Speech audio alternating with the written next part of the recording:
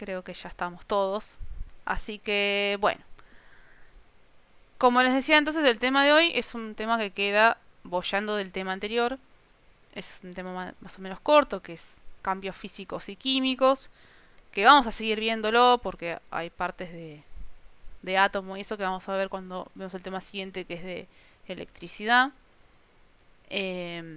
Así que bueno, lo van a volver a ver el año que viene. Es decir, si hay cosas que les quedan como medio inconclusas, no se preocupen, lo van a seguir viendo. Igual la idea es que se entienda lo mejor posible. Así que bueno, empezamos con este tema que es corto. O a mí me parece que es medio corto. Entonces tenemos cambios físicos y químicos. Ya veníamos hablando de este tema de los cambios físicos y químicos en soluciones, si se acuerdan. Que a veces teníamos esta noción de que, bueno, por ejemplo, cuando calentábamos una sustancia, podíamos llegar a sacarle la sal, si la hervimos. Entonces, como que las sustancias dentro de la solución se mantenían.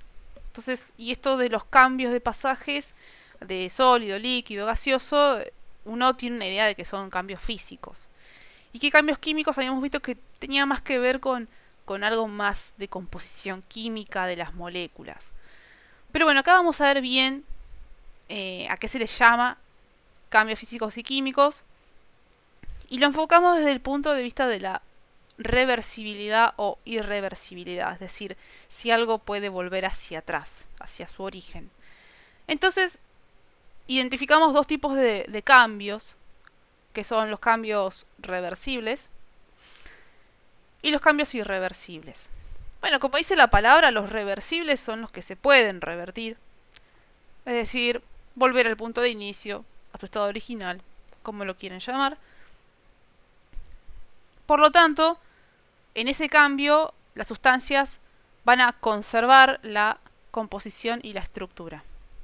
Es decir, la estructura química, la composición química. A eso hace referencia la composición y estructura.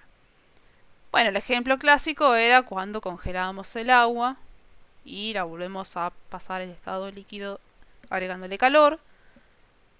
O también cuando separábamos el agua de la arena, que bueno, no es tan fácil como simplemente enfriar y calentar, pero podemos colarla, podemos hervir toda el agua y separar la arena, el agua condensarla para volver a tener agua, en fin. Todos estos cambios reversibles que estamos hablando son cambios físicos. Es decir, que ustedes ahora consideren que los cambios físicos son reversibles. Puede que haya excepciones, pero vamos a centrarnos en esto, en que en general los cambios reversibles son cambios físicos. Bueno, y los irreversibles, justamente, bueno, irreversible viene de que no se pueden revertir. En el proceso vamos a ver que hay sustancias nuevas, o sea que va a cambiar la composición y la estructura. Y bueno, el ejemplo clásico es cuando quemamos una hoja de papel o quemamos un tronco y obtenemos ceniza. La ceniza no hay manera de que vuelva a ser un tronco o un papel. Es decir, tenemos una sustancia totalmente nueva. ¿Y qué es lo que pasa en ese proceso? Bueno, son cambios químicos. Si los cambios químicos son irreversibles. ¿Todos los cambios químicos son irreversibles? No, pero los cambios, o sea, donde hay un cambio irreversible, hay sí o sí un cambio químico. Entonces, bueno, asocian reversible con físicos y irreversibles con químicos. Las reacciones, bueno, estamos hablando de irreversibles como cambios químicos, entonces tenemos que decir, bueno, ¿qué es un cambio químico? ¿Qué sucede en un cambio químico? Lo que suceden son reacciones químicas. Es decir, que para que haya un cambio, las sustancias que interaccionan entre ellas, lo que sucede entre ellas es que hay una reacción química entre esas sustancias. ¿Cómo se llaman las sustancias que reaccionan entre sí? Se llaman reactivos. Vamos a llamar reactivos. ¿Por qué? Porque son los que reaccionan al principio de nuestra reacción química. Estos reactivos lo que hacen es, van a generar otras sustancias que se llaman productos. O sea, lo que reacciona para dar un producto. Algo importante es que la materia se mantiene constante a lo largo de todos los procesos, es decir, no se pierde materia. Siempre puede que cambie a forma de gas o sólido o líquido y uno piense que hay menos, pero en realidad la masa total se mantiene. Es decir, que si pudiéramos medir la materia de los reactivos y medimos la materia total de los productos considerando el estado en el que esté, veríamos que no varía. Y entonces, ¿cómo escribimos las reacciones químicas? Ustedes lo que van a ver es, por un lado, un elemento X que vamos a llamar A, que puede reaccionar con B, por eso ponemos A más B. A esta parte de la ecuación la llamamos los reactivos, o sea, A es un reactivo, B es otro reactivo. Una flecha y tenemos otras sustancias que vamos a llamar productos, que acá están con C y D, pero puede ser cualquier cosa. C y D pueden ser cualquier elemento o molécula. Entonces, bueno, ¿cómo leemos esto? Lo leemos como que A reacciona con B para dar C y D.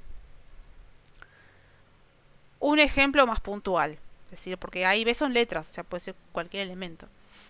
Tenemos dos moléculas de hidrógeno que reaccionan con oxígeno, con una de oxígeno, para dar dos moléculas de agua. Entonces, esto es una manera de lo mismo con un ejemplo. Donde tenemos reactivos, tendríamos dos hidrógenos, hidrógeno 2 y oxígeno 2, o sea que hay dos átomos. Pero bueno, esto lo vamos a ir viendo de a poco, no se preocupen. Pero bueno, esto como decimos A y B, hay 2 de A, 1 de B y da 2 de C.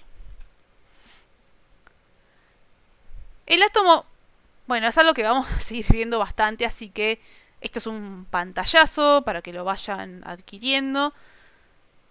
Después vamos a ver, bueno, la teoría de Niels Bohr. Pero bueno, ahora el átomo, lo que importa es que sepan qué es lo que tiene.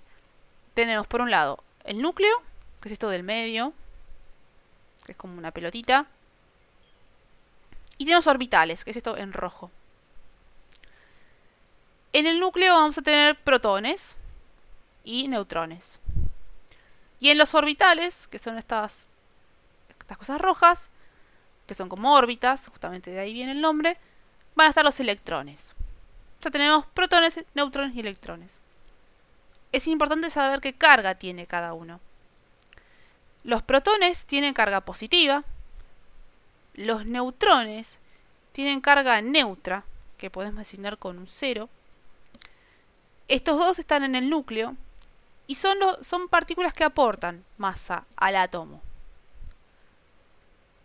Pero los electrones, que tienen carga negativa, no aportan masa. Es decir, ¿por qué? Porque son muy muy pequeños. Por ahora esto. Después más adelante vamos a ver más específicamente de dónde salió esto, qué tamaño tiene todo esto. Pero bueno, algo de átomos deben haber escuchado alguna vez. ¿Por qué les muestro el átomo? Porque ahora vamos a ver algo que es el símbolo químico. Porque hasta acá, yo acá que les muestro el agua, les muestro en definitiva, les estoy mostrando algo que dice H2O. ¿Qué es esto? Bueno, ¿qué es esto? Justamente tenemos moléculas acá. Entonces, para entender que las moléculas están formadas por átomos, tenemos que saber qué es un átomo, por lo menos en teoría. Entonces, como les decía, bueno, H2O, ¿qué es eso? Bueno, eso básicamente entran en lo que es el símbolo químico, el nombre químico y la fórmula química. O sea, los elementos químicos se representan por lo que se llama un símbolo químico, que acá está designado con la letra X. Pero podría ser C. Y de hecho, la letra C es el símbolo químico del carbono. Carbono es un elemento químico. Nosotros cuando queremos hablar del carbono, no escribimos generalmente carbono, ponemos una C. Y ya todos sabemos en el mundo que la C significa carbono. No tenemos que escribir toda la palabra. La idea es hacer algo más chico, es decir, no estar escribiendo tanto y hacerlo más rápido. Por eso uno designa símbolos. Que bueno, los símbolos en este caso son letras, no es que son otro tipo de símbolos, son de nuestro mismo abecedario. Y después hay otras cosas, bueno, que es A y Z. Bueno, es algo que después vamos a ver en la tabla periódica, que se llama número másico y número atómico. ¿Vieron cuando les mostré recién protones, neutrones y electrones? Bueno, el número atómico es la cantidad de protones. Que después vamos a ver que la cantidad de protones es la misma que electrones. Y el número másico viene de masa. Y vieron que yo les dije que los que aportaban masa eran los protones y los neutrones. Entonces el másico va a ser básicamente la suma de lo que da masa. ¿Y quiénes dan masa? Los protones y los neutrones. O sea, los electrones no van a estar como parte de ese número másico. Pero bueno, ahora lo que importa más que nada es que se centran en que el símbolo químico es una letra que simboliza un elemento químico. Y tenemos otras cosas más. Cada sustancia que veamos en la naturaleza, cada sustancia que podemos deducir de manera química, va a tener un nombre químico, una fórmula química, que además la fórmula química se va a escribir mediante símbolos. Los símbolos que identifican cada elemento. Y además tienen un nombre en común. Bueno, vamos a ver un ejemplo como para que se entienda porque son un montón de conceptos. Hay una cosa que quizás alguna vez la escucharon que se llama soda cáustica. Que es una sustancia que se usa para varias cosas, entre ellas destapar cañerías, también se sirve para fabricar papel, para fabricar detergentes. Uno puede ir, creo que en la ferretería se consigue. Uno puede ir a la ferretería y decirle, quiero tanto de soda cáustica. Ahora, ese nombre, soda cáustica, es un nombre común, un nombre vulgar que se le da. Esperen que alguien más entró. Es decir, soda cáustica es el nombre común. Un nombre que uno va a la ferretería y, digamos, no pide un nombre con fórmula química. Como el agua. El agua uno dice, voy a tomar agua, no voy a tomar H2O. Entonces, bueno, soda cáustica es el nombre común que se le da para que los usos sean más sencillos de expresar. Pero la soda cáustica tiene su nombre químico. Su nombre químico es hidróxido de sodio. Más adelante ustedes van a entender cómo se nombran estas cosas. O sea, no es que es un nombre arbitrario, sino que realmente esto está diciendo qué sucede en la fórmula química. La fórmula química del hidróxido de sodio es esta. Que acá se lee como NaOH. ¿Qué es cada cosa? Bueno, como yo les dije, los elementos químicos tienen sus símbolos. Y los símbolos son letras del abecedario. Y a veces son dos letras. Por eso acá vemos N mayúscula, A minúscula, OH. Na es el símbolo químico del sodio. Es un elemento de la tabla periódica. La O es el símbolo químico del oxígeno. Y la H es el símbolo químico del hidrógeno. Entonces, el sodio, el oxígeno y el hidrógeno son los elementos químicos que forman la soda cáustica, es decir, esta sustancia. Entonces, hay muchas maneras de mencionar a la soda cáustica. Podemos decir, llamarla con el nombre común, si por ejemplo vamos a una ferretería. Podemos decir hidróxido de sodio, si queremos decir su nombre químico. Podemos escribir su fórmula química de esta manera. Y además podemos decir, bueno, la fórmula química, esta molécula de acá, que está formada por sodio, oxígeno e hidrógeno, se escribe cada elemento con su símbolo químico. ¿Qué más nos dice esta fórmula química? Nos dice que además hay un solo sodio, un solo oxígeno y un solo hidrógeno por molécula. Podría ser más de uno. Por ejemplo, el agua, que es H2O, nos está diciendo que tiene dos hidrógenos y tiene un oxígeno. Las ecuaciones químicas, que es lo que vimos antes, nos sirve para expresar lo que sucede durante una reacción química. Como ya les dije, los reactivos son los que van a estar a la izquierda de nuestra ecuación química. Y los productos son los que están a la derecha. ¿Y cómo lo decimos esto? ¿Cómo se dice? Bueno, decimos A reacciona con B para dar C y D. Usamos además entre reactivos y entre productos, si es que hay más de uno, porque podría haber uno solo o puede haber más.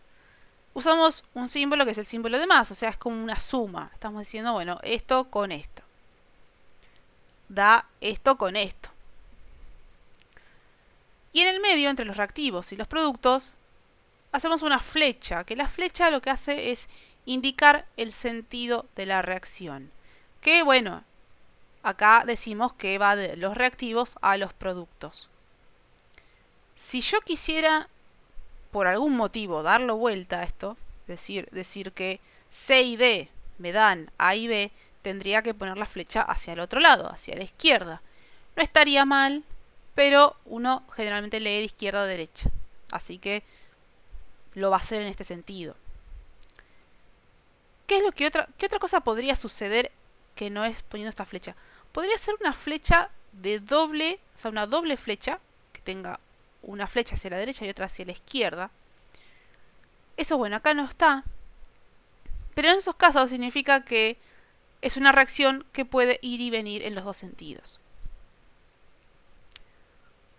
Bueno, y otra cosa que podemos ver, como en el ejemplo, es que delante de cada fórmula química, recuerden que las fórmulas químicas son, por ejemplo, hidrógeno 2, esta es una fórmula química que es un hidrógeno, o sea, H es el símbolo del hidrógeno, el oxígeno, que está designado con la O, y acá lo que vemos adelante del hidrógeno es un 2. Y acá delante del agua vemos un 2. ¿Qué quiere decir esto? Bueno, quiere decir que hay dos moléculas de hidrógeno que reaccionan con una de oxígeno para dar dos moléculas de agua. Estos números que van adelante de las moléculas se los llama coeficientes estequiométricos. Ustedes probablemente el año que viene van a ver lo que es el balanceo, es decir, por qué ponemos 2 y no ponemos 1, es decir, si hay un sentido, y si lo hay. Digamos, la idea es que esto esté balanceado, que haya la misma cantidad de los dos lados. Pero bueno, no los voy a abrumar con eso por ahora. Ahora ustedes van a decir, bueno, pero delante del oxígeno no hay un 1. Bueno, cuando es una sola molécula no se escribe el 1. Es decir, en esos casos se deja simplemente la molécula sola. Y tenemos, ya que ahora entendemos lo que es una reacción química es donde tenemos reactivos que dan productos, tenemos tipos de reacciones químicas. La primera son las reacciones de síntesis. Las de síntesis, bueno, como dice el nombre, síntesis que se genera algo, es decir, algo más complejo. En las reacciones de síntesis lo que suceden son sustancias que se combinan para formar un producto más complejo. Por ejemplo, el agua. Es decir, tenemos hidrógeno y oxígeno, se consideran más simples que molécula de agua. Es una molécula que contiene hidrógeno y oxígeno. Entonces, esto sería una reacción de síntesis. También tenemos reacciones de descomposición, que es lo contrario, es decir, partimos de un reactivo complejo y obtenemos dos o más sustancias simples. Y acá les puse un ejemplo, que es cuando se calienta una molécula que se llama carbonato de calcio, que al agregarle calor se descompone formando óxido de calcio y dióxido de carbono, que son gaseosos. Y acá lo que sucede, bueno, con los nombres dijimos carbonato de calcio más calor, ven esta doble flecha, es porque esta reacción puede pasar para los dos lados. Esto se combina con el calor entonces y da óxido de calcio más dióxido de carbono. Son dos moléculas más simples. Y acá con la fórmula, el carbonato de calcio, que es esta molécula más compleja, esto es un símbolo de calor, es como una O tachada. para dar, bueno, óxido de calcio. Esta es la fórmula química, y la fórmula química del dióxido de carbono es carbono oxígeno 2. Y la tercer tipo de reacción química es la reacción de sustitución, que es lo que sucede es que en una sustancia un elemento cambia por otro. Por ejemplo, tenemos una sustancia que es AB, es decir, que tenemos, por ejemplo, hidrógeno, cloro, más C. Y esto lo que termina dando es AC más B, es decir, B pasó a estar solito ahora, en cambio C se combinó con A. Entonces acá lo que vemos es una sustitución de C por B o de B por C.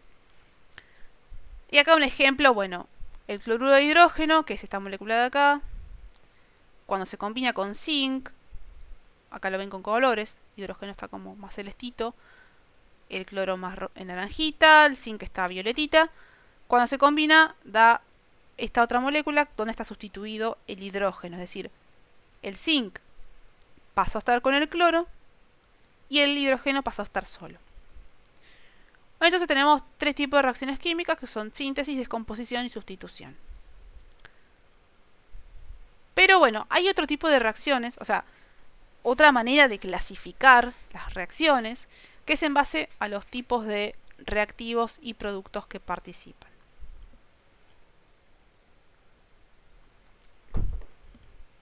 Es decir, la naturaleza de los reactivos que están en juego y cuál es el producto que termina siendo esta ecuación. Que son de tres tipos. Las llamadas reacciones de ácido-base, las reacciones de precipitación y las reacciones de óxido-reducción. No me voy a meter demasiado con este tema porque es complejo y lo van a ver más adelante, pero bueno, para que tengan una idea de qué es cada cosa, que son tipos de reacción. Las de ácido-base, bueno, como dice el nombre, vamos a tener reactivos, de los cuales uno va a ser llamado ácido y el otro va a ser llamado base. Después van a ver bien en teoría qué hace que algo sea un ácido y una base. Pero tiene que ver con los protones que vimos recién. En ciertos casos quedan cargados y estos protones tienden a ser cedidos o ganados. Pero bueno, eso lo van a ver más adelante. Quizás hay algo que sí ya vieron en algún momento, que es lo que se llama el pH, que es una medida de acidez o de basicidad, o sea, de qué tan ácido o básico es una solución. Recuerda que vimos soluciones. Entonces ustedes saben que, por ejemplo, un vaso de limonada con mucho limón es ácido. Ustedes lo toman y sienten que es ácido. La sensación de básico es menos, digamos, lo que es un poco básico no se siente tanto. El ácido tenemos, digamos, justamente papilas gustativas que pueden identificarlas. Y acá tenemos igual algunos ejemplos. Pero antes de hablar de ejemplos, vamos a hablar de lo que es la escala de pH. La escala de pH justamente es algo que se inventó para saber si es algo ácido, neutro o básico. Y esta escala funciona así. Va del 0 al 14. De 0 a 7 decimos que la sustancia es ácida. Si la sustancia es 7 o alrededor de 7, puede ser 7,5, decimos que es neutra, es decir, que no es ni ácida ni básica. Y de 7 a 14 es básico. Estos colores no es que simplemente me gustó ponerle colores y ya fue, sino que hay unos medidores de pH que se pueden comprar que tienen colores justamente. Es decir, que uno puede de manera visual saber si una sustancia es ácida o básica. Acá no puse, pero bueno, son así, son como unas tiritas de papel que uno introduce en la sustancia y cambian de color. Entonces nos muestran, bueno, si es más rojizo, si es más amarillento, si es más azulado, bueno, te va diciendo más o menos de manera cualitativa el punto de pH de esa sustancia. Y ahora sí podemos ver unos ejemplos. Bueno, neutro es el agua, pero tiene que ser el agua sola, no agua con minerales porque, bueno, ahí justamente cambia. Así que sería el agua destilada, H2O. El limón, por ejemplo, el limón es ácido de nivel 2, es muy ácido. La soda, bueno, esto más bien más que soda debe ser gaseosa. 3. El tomate, vieron que es bastante ácido, es 4. El café es 5, vieron que es bastante ácido. Hay algunos cafés que son más ácidos, otros menos ácidos. La leche es casi neutra, es un 6. El ácido estomacal, miren, es 1. O sea, justamente el ácido en nuestro estómago lo que hace es que pueda romper moléculas de lípidos, de grasas, digamos, para poder digerirlas. Y después, bueno, sustancias que son más básicas, tenemos el jabón es 12. Y bueno, por ahí hay algunas otras, el huevo es 8, la sangre es 8, no, perdón, la sangre es 8, el huevo es 9.